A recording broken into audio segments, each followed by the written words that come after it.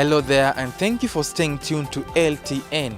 You're now watching your favorite program segment of Global Watch. Remember, Global Watch is the program that are bringing to you the highlights of all the global news that made headlines. First, let's take a look at what's coming up right ahead. Donald Trump and Kim Jong-un arrive in Singapore ahead of their slated summit. Canada won't be pushed around in tariff fight with the US, says Prime Minister Justin Trudeau. I don't want to hurt American workers.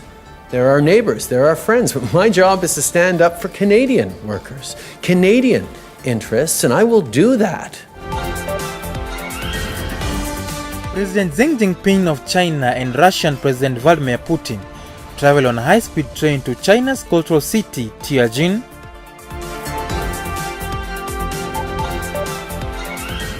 Burundi's President Pierre Nkurunziza has announced that he will not seek another term when his mandate ends in 2020. And Vietnam protesters clash with police over new economic zones amid fears that Chinese investors will dominate the areas.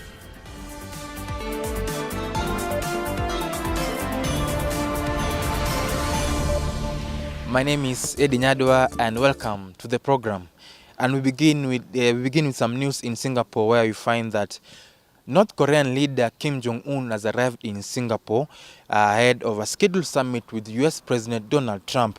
The meeting will be the first between a sitting US president and a North Korean leader. The US hope that the summit will kickstart a process that will eventually see Mr. Kim give up his nuclear weapons. Kim landed in Singapore on Sunday afternoon. He disembarked an Air China jet, followed by top officials including Foreign Minister Ri Yong Hong and Kim Yong Chol.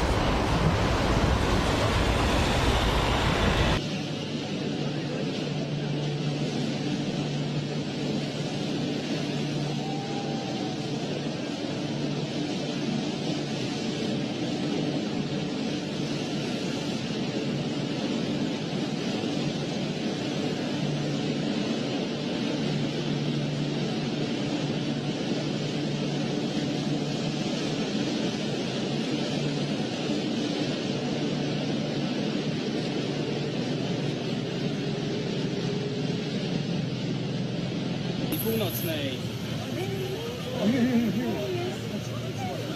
is the car that carries people arriving here in Central Singapore, going to the Regis Hotel behind me here. I think he was in the other car. Where this big delegation staying. This is really the beginning of the biggest diplomatic event for this city state in its history. And also, of course, 今セントレジスホテルに到着しました。以上の協議者が乗った車がセントレジスホテルに到着しました。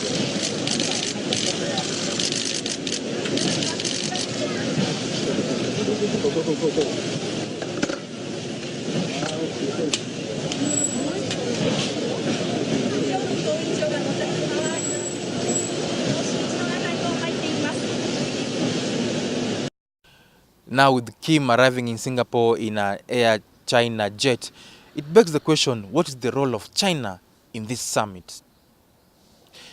Anyway, still on the summit is that US President Donald Trump has also arrived in Singapore ahead of the historic meeting with North Korean leader Kim Jong-un. Trump arrived on Air Force One at Singapore's Paya Lebar Air Base on Sunday night, where he was greeted by Singapore's Foreign Minister Vivian Balakrishnan. The US President flew to Singapore from Canada, where he participated in a especially contentious G7 summit that came after it triggered a trade dispute between the US and its closest trading partners. The meeting, and there he is. There's the president now coming off of Air Force One. a truly historic moment. Of course, the First Lady not accompanying him on this trip because she is still under doctor's orders after her surgery not to fly. The President said this is a meeting that he has prepared his whole life for. This is a man who has certainly distinguished himself as a negotiator, as a businessman, and plans to rely on those instincts. There he is being greeted by the foreign minister here and other Singapore officials. The President has said he'll know in the first minute of his conversations with Kim Jong-un whether this is going to happen, whether they're going to make a connection or not. That was his gut instinct. He has tried to tamp down on expectations of the meeting. At the same time, sometimes can't help himself by dropping little hints that he thinks this is going to go well. He has said that this is one chance for Kim Jong-un to do something good for his people. The President, of course, coming off that summit in Canada. As you can see from the pictures there, that is the US President Donald Trump arriving in Singapore. During his journey here, a 9,000-mile trip from Canada to Singapore, where it is Sunday night. The President now getting in his limousine and heading Still to his... saying with the Kim-Trump summit is that the North Korean leader Kim Jong-un has met with Singapore's Prime Minister Lee Hsien-loong on Sunday at the Eastern Hotel ahead of a slated summit with Donald Trump. The North Korean leader, every move will be followed closely with millions across the world, up until, hopefully, he shakes hands with Donald Trump. Now, intense global curiosity is over Kim's sudden turn to diplomacy in recent months after a slew of North Korean nuclear and missile tests last year raised serious fears of war. Mr. Kim thanked the Singapore Prime Minister for sincere efforts in helping with preparations for the summit.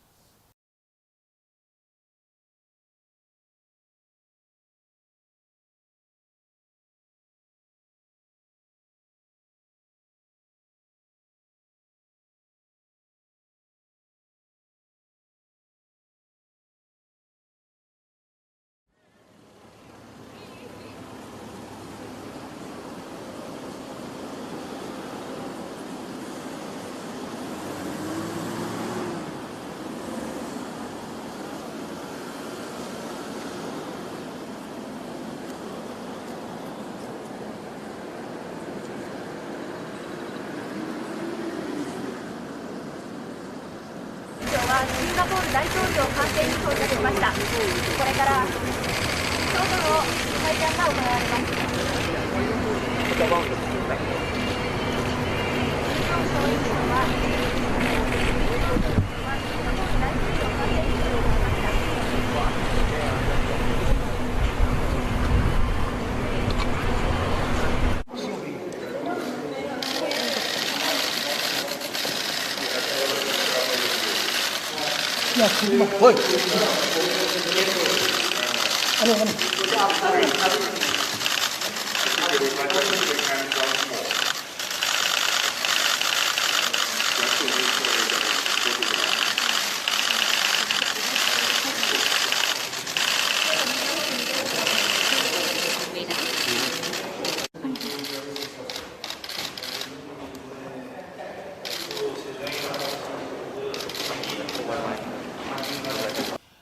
And now to another summit that has just concluded, that's the G7 summit in Canada, is that Trump has held that the trade tariffs between the US and its trading partners must be reciprocal and that the US will not sit back and watch when it's being taken advantage of. Trump spoke at the close of the G7 summit in Canada before leaving for Singapore. At the summit, the leaders also discussed trade, uncontrolled migration, and also security. But we wanted to have a little bit of a conference just to announce what's happened, how we've done, and I think it's been very, very successful. We've concluded a really tremendously successful G7 and would like to provide you with an update. And you know the gentlemen up are the legendary Larry Kudlow and the legendary John Bolton. We had a good meeting both on defense and environment and frankly on tariffs, which are what we're here for. First, I'd like to thank Prime Minister Trudeau for hosting this summit. It has worked out to be so wonderful. The people of Canada are wonderful, and it's a great country and a very beautiful country, I might add. We tackled a variety of issues and opportunities facing our nations. At the top of the list was the issue of trade. Very important subject because the United States has been taken advantage of for decades and decades, and we can't do that anymore. We had extremely productive discussions on the need to have fair and reciprocal, meaning the same. People can't charge us 270% and we charge them nothing. That doesn't work anymore. I made a lot of statements having to do with clarity. We want and expect other nations to provide fair market access to American exports, and that we will take whatever steps are necessary to protect American industry and workers from unfair foreign trading practices, of which really there are many, but we're getting them straightened out, slowly but surely. And now it is those comments by Donald Trump that has sparked retaliatory remarks by the Canadian Prime Minister. Now you find that the Canadian Prime Minister Justin Trudeau says that he told President Donald Trump that he did not want to pursue retaliatory tariffs against the US, but protection of the Canadian interest had to be his priority. I highlighted directly to the President that Canadians did not take it lightly, that the United States has moved forward with significant tariffs on our steel and aluminum industry, particularly did not take lightly the fact that it's based on a national security reason that it's kind of insulting. And I highlighted that it was not helping in our renegotiation of NAFTA, and that it would be with regret, but it would be with absolute certainty and firmness that we move forward with retaliatory measures on July 1st, applying equivalent tariffs to the ones that the Americans have unjustly applied to us. I have made it very clear to the President that it is not something we relish doing, but it is something that we absolutely will do, because Canadians were polite, we're reasonable, but we also will not be pushed around.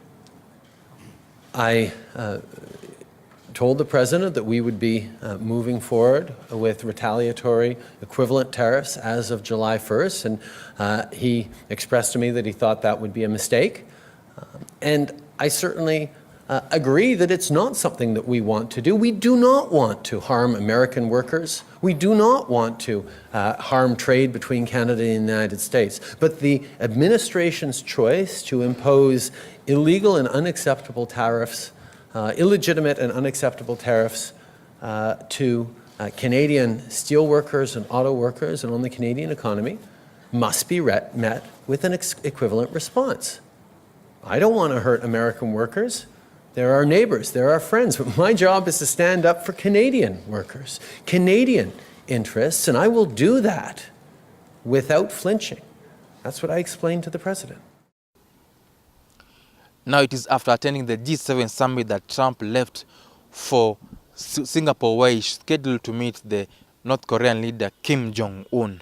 Now Trump left the G7 summit quite isolated from the other G7 leaders. Now it's a matter of G6 plus one, that is Trump. And immediately after that, you also find that Donald Trump immediately withdrew his backing of a joint communique signed by the group leaders.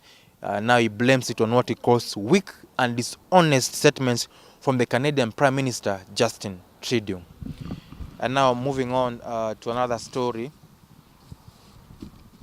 Still on another summit now that was taking place in the East, we find that Russian President Vladimir Putin spoke at the close of the large-scale meeting of the Shanghai Cooperation Organization, that is the SCO summit, on Sunday morning in East China's coastal city of Qingdao. Putin said that combating terrorism remains SCO priority and significant results have been achieved in Syria. Putin also welcomed the forthcoming Trump-Kim summit in Singapore, scheduled for June the 12th. is developing successfully. Вступлением в ШОС Индии и After Пакистана, India's and чьи Pakistan's руководители accession to сегодня SCO, впервые whose участвуют leaders в заседаниях в качестве take полноправных part членов, for the first time наше here today as объединение еще больше full-fledged окрепло, members of SCO, расширило our свои organization has become границы even stronger, и has возможности. broadened its borders Хотел бы and подчеркнуть, capacities. что I would приоритетным emphasize направлением that взаимодействия в рамках priority ШОС in остается cooperation борьба within the с SCO терроризмом. is combating terrorism. Принимаемая сегодня программа по The противодействию program on терроризму, countering сепаратизму и terrorism, separatism and extremism that we adopt ориентиры today сотрудничества outlines the в main данной области guidelines на for ближайшие cooperation in the 3 sphere года. for the next 3 years. Предусматривает проведение It совместных envisages учений joint и exercises and контртеррористических counterterrorism операций, operations налаживание более тесного обмена and a опытом closer и оперативной exchange информацией. of expertise and operational Рассчитываем information. на активное участие We молодежного hope that совета ШОС в SCO работе Youth по Council will be недопущению actively вовлечения involved in the молодых людей efforts aimed at в preventing the террористическую involvement of young people in В terrorism числе activities. приоритетных направлений работы ШОС SCO оказание priorities also содействия include в assistance in политико-дипломатическом political and урегулировании diplomatic settlement of конфликтов вблизи conflicts внешних next границ to SCO государств-членов member states' borders. Особого внимания требует ситуация The в situation in Афганистане. Afghanistan Согласен requires с our коллегами, special которые importance. I это agree with those colleagues who have already Важно сообща mentioned it. бороться It is с исходящей important с to территории этой страны jointly combat террористической the угрозой. terrorist threat Пресекать proceeding производство from и транзит Afghanistan. We наркотиков, need to curb production and оказывать transit помощь of drugs. Афганистану We should assist в деле Afghanistan национального in примирения, national reconciliation, экономического economic возрождения и recovery стабилизации. and stabilization. Серьезных результатов в борьбе с Significant терроризмом results in удалось combating добиться terrorism have been в Сирии. achieved in Syria. Благодаря слаженным Thanks to действиям concerted России, efforts by сирийского Russia правительства, and the Syrian Ирана, government, Турции, Iran, других Turkey, and other партнеров, partners, включая Казахстан, and including удалось в значительной Kazakhstan, мере terrorist подавить террористическую activity in this активность в этой country стране. was crushed, Тем самым был открыт thus путь к paving the политическому way урегулированию. for political Хотел бы settlement. отметить, уважаемые I would like коллеги, to что underscore, правительство dear Сирии colleagues, that the government President Xi Jinping and Russian President Vladimir Putin traveled on a high-speed train to China's coastal city of Taijian on Friday afternoon after wrapping up a series of events in Beijing. The Russian and the Chinese presidents have left for the port city on the shores of Bohai Bay, located 120 kilometers from the Chinese capital, on a high-speed train. Xi Jinping wanted to demonstrate the advantages of high-speed transport as well as Chinese engineering.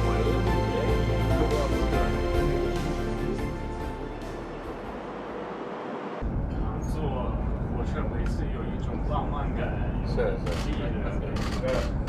实际上我现在很喜欢坐火车，火车还是比较舒适一点，它的机动性也比较强一点。首先的考虑就是咱们现在开始跑到300了。Сейчас это целая группа городов. Третья полоса это пространственным развитием страны. У вас какой-то специальный орган есть? 有没有在中国有专门的部委或机构负责这个运输网络这个布局和发展？是什么部门？交通的部门，由他们来做这个规划。我们现在做这个立体的规划，就是有的呢，过去它的单独做，你公路做公路，铁路做铁路，现在是把它全部综合起来，考虑哪里适合公路，哪里适合铁路，不要造成一些浪费啊，造成这个最合理的这种交通布局，包括空中路线，这个都是有综合规划。 And now we cross over to Vietnam, where we find protests have broken out in Vietnam against plans for 3 new economic zones amid fears that the Chinese investors will dominate the areas. Police reportedly detained more than a dozen people in the capital Hanoi and halted demonstrations in other cities. Some carried anti-China banners, including one reading, "No leasing land to China, even for one day." The government proposed a law last year that will give foreign investors a 99-year lease on Vietnamese land. The bill offers them greater incentives and fewer restrictions in an attempt to promote growth in target areas. The protesters suspect that the communist government will award Chinese investors leases in the 3 economic zones in the northeast, southeast, and southwest of the country, and that this will be a pretext for Chinese control over island of Van Don near the shared border.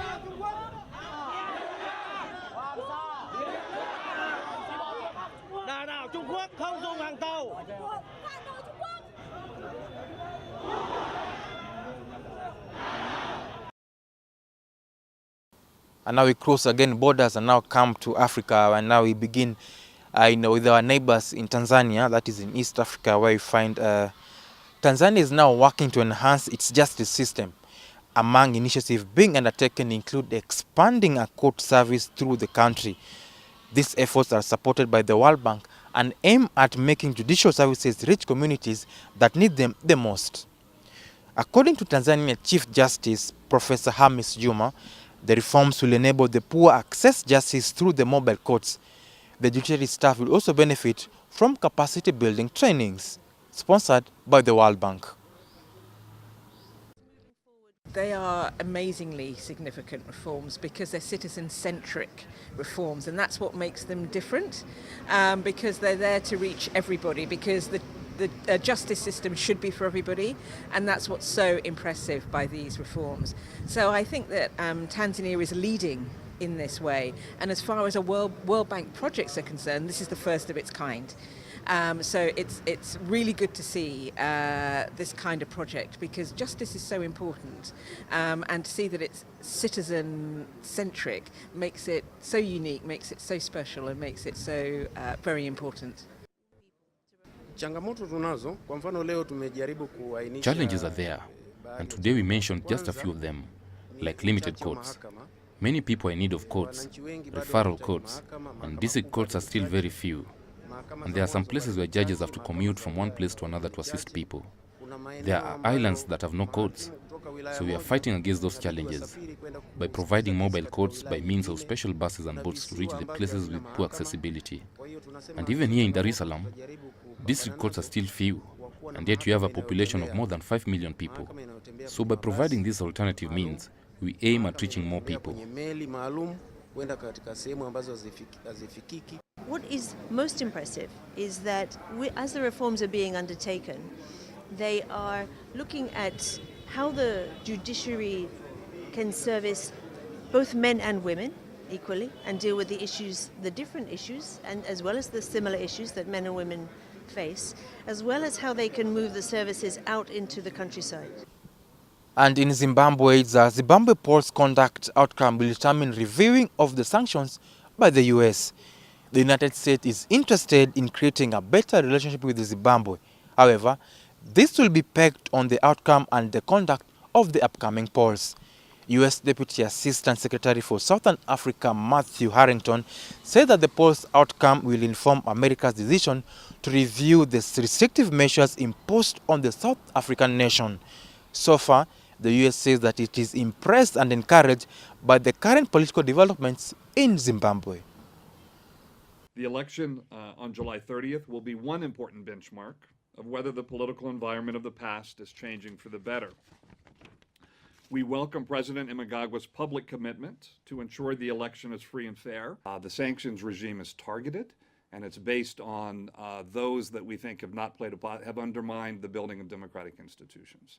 So there are no comprehensive economic sanctions in place on Zimbabwe. Inability to borrow means that Zimbabwe itself is crippled. When you target the very same people who are supposed to drive policy, then you cannot say I am targeting the president, but I am sparing Zimbabwe at large. It managed to navigate Zimbabwe out of the mess that it found itself in, given that it didn't have any friends, given that the likes of China were also buffers, they were also shields in deterring the United Nations Security Council from militarily intervening. Burundi's President Pierre Nkurunziza has announced that he will not seek a fresh term when his mandate ends in the year 2020. He made the announcement in Bugandana, where the country's new constitution has been signed into law. Last month, Burundians overwhelmingly voted in a referendum to extend presidential terms from 5 to 7 years. Critics suspect Nkurunziza was intent on staying in office. The 54-year ran for a controversial third term in 2015, a move that sparked a wave of violence and an attempted coup. The political crisis has led to hundreds of deaths and more than 400,000 people displaced and also fleeing the country.